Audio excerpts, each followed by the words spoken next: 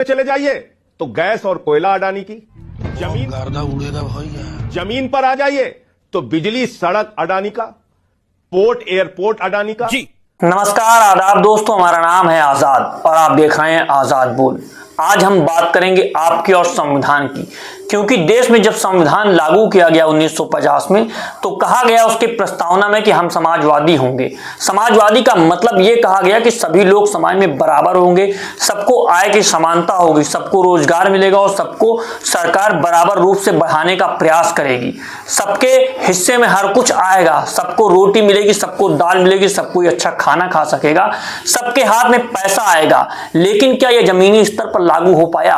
क्या सरकार वो नीतियां बना पाई जिस आधार पर जनता के नीचे से नीचे तबके के व्यक्ति को लाभ पहुंचाया जा सके, वो भी बड़ा बन सके, वो भी ख्वाब देख सके कि वो भी बड़ा उद्योगपति बन सकता है, वो भी देश की भागीदारी उस तरीके से निभा सकता है देश को विकसित करने में। शब्दों में देखेंगे तो लगेगा कि सब कुछ बढ़िया है, लेकिन जमीन पर जब उतर करके देखेंगे तो सारी परिस्थितियां पलट चुकी हैं। 80-80 करोड़ लोगों को 5 किलो राशन की लाइन में लगना पड़ रहा है और कुछ लोग हैं जो इतने बड़े उद्योगपति हो गए, इतने बड़े धन्ना सेठ हो गए हैं कि उनके आगे सब कुछ परोस दिया जाता है। आकाश से लेकर पाताल तक, समंदर से लेकर जमीन तक, कोयला पानी जहां कहीं आप पहुंचेंगे सब कुछ वही का दिखाई देता है। उनको कितना धरपीट पैसा दे दिया जाता है, उनके पैसे को माफ कर दिया जाता है, वो कर्जे में होते हैं तो उनको कर्जा दे दिया जाता है, उनको लोन मिल जाता है, सारी चीजें मिल जाती हैं। सिर्फ क्यों? क्योंकि वो कुछ लोगों के साथ संपर्क में है, उनके साथी बैठे हुए हैं सत्ता में, जिस आधार पे वो उनके साथ घूमते थे। इस बात को लेकर के संजय सिंह ने जो कहा है और जिस आधार पे गोदी मीडिया के एंकरों की धुलाई की है और साफ तौर पे कहा, आप बताइए कि आपको क्या मिलता है। आपको यह वीडियो देखना चाहिए और समझना चाहिए कि जमीनी हकीकत क्या है, देश में सरकार किस आधार पर चल रही है। आप संजय सिंह का यह वीडियो देखिए। पाताल में चले जाइए तो गैस और कोयला अडानी की, जमीन गर्दा उड़ेगा भैया। जमीन पर आ जाइए तो बिजली सड़क अडानी का, पोर्ट एयरपोर्ट अडानी का, जी। और आकाश में चले जाइए तो हवाई जहाज अडानी का। नहीं देखा जा रहा यार, नहीं। तो आकाश से लेकर पाताल तक स्टील और सीमेंट सब कुछ एक व्यक्ति को आपने दे दिया। और यही नहीं रुके आप, अच्छा 2.5 लाख करोड़ रुपए का कर्जा दिया गया है अडानी को। अमीर देवगन जी, अगर आपको 2.5 लाख रुपए का कर्जा चाहिए होगा एसेट्स भी तो रखे तो गए। आपकी चप्पल हिल जाएगी बैंकों में दौड़ते दौड़ते। मैं आपकी बात मानता हूं, लेकिन बॉन्ड्स भी तो रखे गए हैं, उसके बदले एसेट्स भी तो रखे गए हैं। अरे सुन तो लीजिए जी, अरे मैं पूरी बात जी सुन लीजिए। हाँ, आपकी बात, उसका भी जवाब दे रहा हूं। एक ही व्यक्ति का, अडानी का 84,000 करोड़ रुपए माफ किया गया। ये वो व्यक्ति है जो 2007 में जेल जा चुका है। और भी तथ्य बता रहा हूं। 1999-2000 में केतन पारिक के साथ मिलकर इस व्यक्ति ने शेयर घोटाला किया।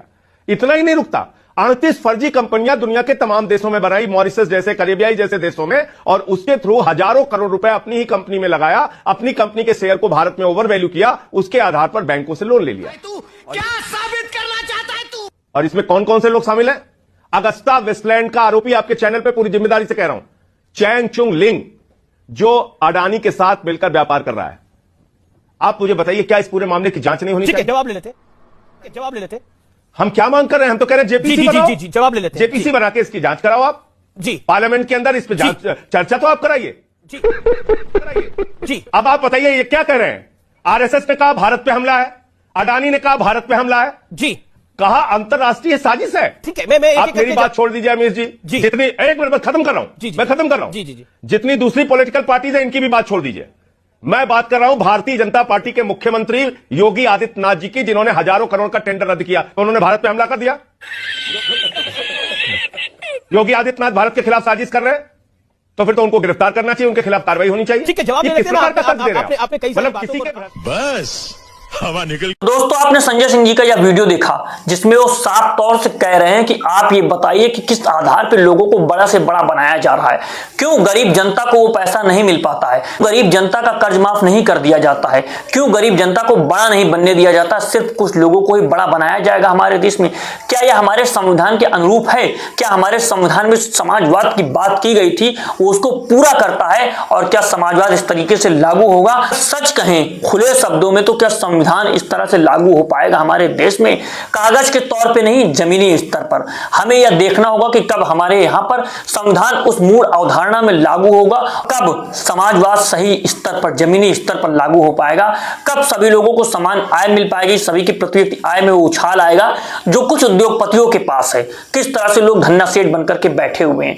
इस मुद्दे के बारे में आप क्या सोचते हैं, और आप ये बताइए कमेंट में कि आपके यहाँ पर आप किस आधार पर देखते हैं कि लोग गरीब हो चुके हैं, राशन की लाइन में वो लगे रहते हैं, दिन भर की दिहाड़ी का हर्ज करते हैं, सिर्फ किस लिए, क्योंकि उनको राशन चाहिए, वो फ्री में मिल जाता है, उससे ज्यादा तो उनकी दिहाड़ी नहीं हो पाती है, जो न्यूनतम मजदूरी है वो भी उनको मिल नहीं पा रही है। तो देश किस आधार पर विकसित होगा, और देश विकसित भी हो जाएगा तो प्रति व्यक्ति आय में कितना उछाल आएगा, और किस आधार पर सारी चीजें धराशायी हो जाएंगी, और संविधान का समाजवाद कहां पर बनेगा और कहां पर ला करके खड़ा किया जाएगा उसको। आप चाहते हैं कि इस तरह के वीडियोस आप तक हम पहुंचाते रहें तो आजाद बोल को सब्सक्राइब कीजिए, वीडियो को ज्यादा से ज्यादा शेयर कीजिए। मिलता हूं आपसे अगली वीडियो में, अभी के लिए नमस्कार, जय हिंद, जय भारत, जय संविधान।